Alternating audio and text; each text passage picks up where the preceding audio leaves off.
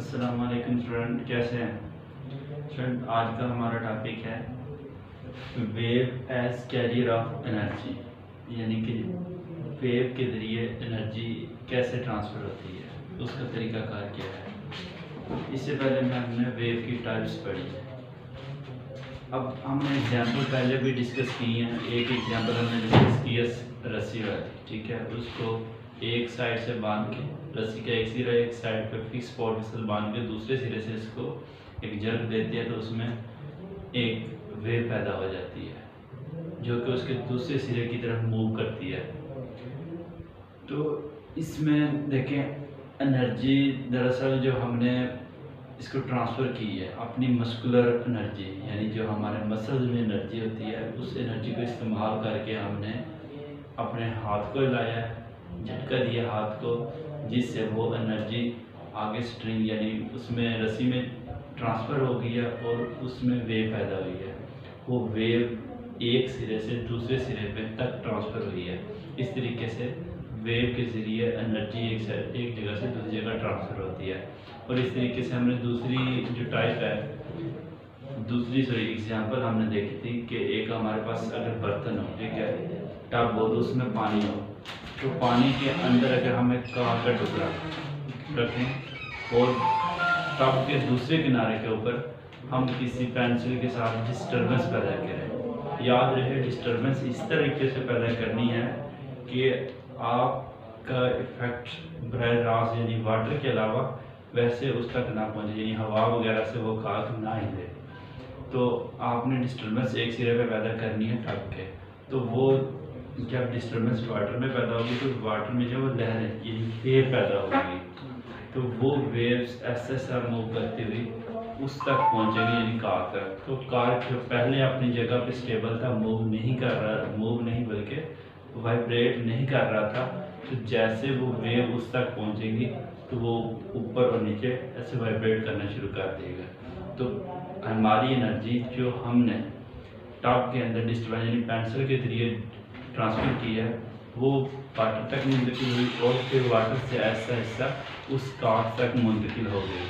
इस तरीके से एनर्जी जो है वो हमारी मस्कुलर एनर्जी वो टब के अंदर कार्ड तक पहुँची। इसके बाद हमारी एक दूसरा टॉपिक है relation between elastic frequency and wavelength.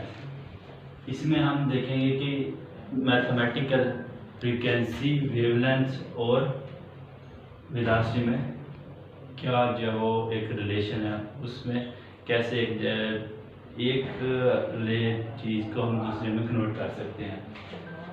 देखिए, ये फार्मूला हमारे पास पहले है, S=VD। ये हम ऑलरेडी पढ़ चुके हैं, 9th क्लास में भी हमने पढ़ा कि S=VT होता है।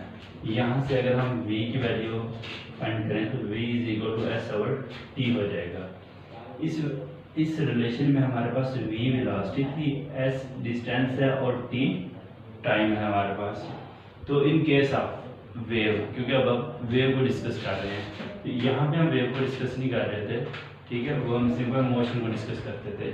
तो यहाँ पे हम वेव को कर रहे हैं। तो in case of wave S जो होता है उसको शो करते हैं हम वेवलेंथ से, यानी ये जो वेव नज़र आ रही है यहाँ से लेकर वेव का यहाँ तक जो फासला है, इसको हम वेवलेंथ शो करते हैं लैम्डा। इसे वेवलेंथ कहते हैं और साइन इसका क्या है, लैम्डा।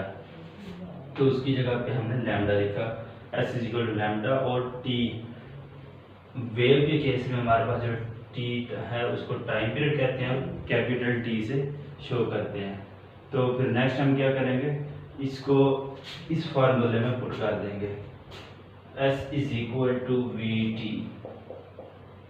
हमारे पास ये रिलेशन बन चुका है, V=S/T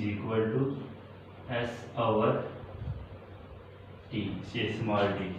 अब देखें V तो वैसे ही रहेगा, S की जगह पे हम क्या पुट करेंगे, लैम्डा, और टाइम स्मॉल t की जगह पे कैपिटल T। तो यहाँ से हमारे पास रिलेशन क्या बन गया, V=λ/T।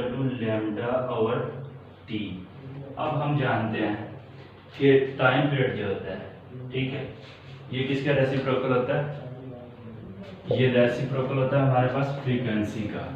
पीछे हम जानते हैं, ये देखें मैं ज़रा इस रिलेशन को लिखता हूँ।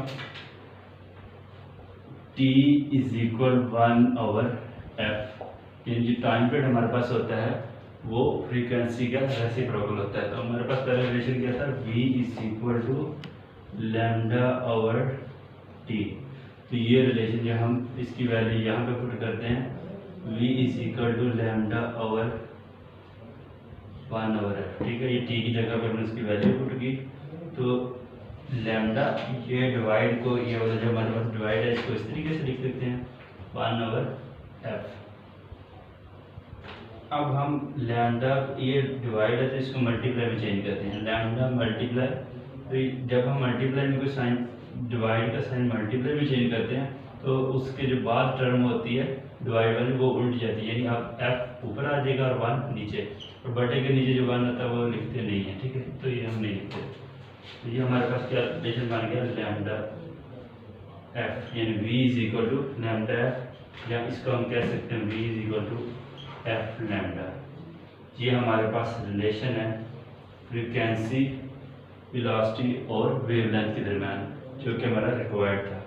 तो इस तरीके से हमारे पास अगर इन दो में से, यानी वेलोसिटी और लैम्डा गिवन हो तो हम वेलोसिटी फाइंड कर सकते हैं, फ्रीक्वेंसी और लैम्डा गिवन हो तो वेलोसिटी फाइंड आउट कर सकते हैं। अगर वेलोसिटी और फ्रीक्वेंसी गिवन हो तो लैम्डा फाइंड आउट कर सकते हैं, ठीक है स्टूडेंट। इस उम्मीद करता हूँ आपको ये लेक्चर समझ आया होगा। नेक्स्ट लेक्चर के लिए अल्लाह हाफ़िज़।